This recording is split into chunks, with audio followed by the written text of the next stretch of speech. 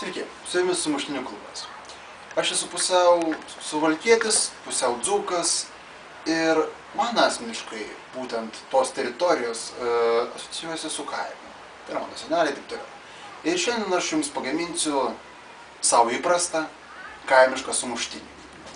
Taigi, mums jam reikės būtini ingredientai, be jų neįmanoma. Juoda duona, geriausiai iš ūkininkų turgelio arba močiutės kepta. Sviestas, taip pat gerai būtų šiek tiek druskytės į jį, tačiau nebūtina. Jo reikės mums daug.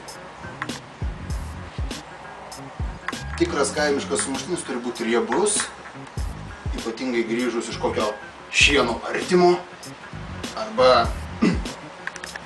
mėšlo vežimo.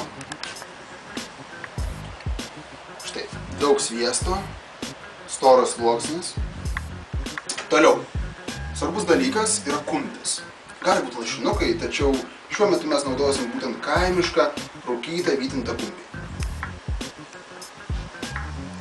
Nepagailėkite, tai suteiks papildomą skonį. Ir be abejo, svogūnų laiškai. Be jų šio sumuštinio tiesiog neįmanoma įsivaizduoti. Man regis jie dar vadinami cibuliais, arba šios maišo su česnakais. Tačiau nėra taip svarbu, svarbu būtent pats skonis. Štai tiesiog padėliokime tuos svogūnų laiškus.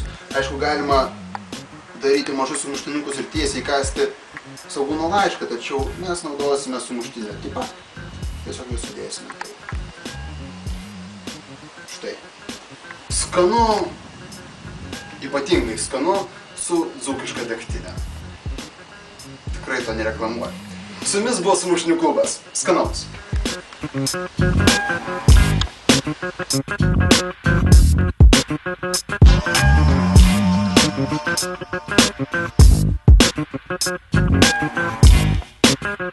Thank you.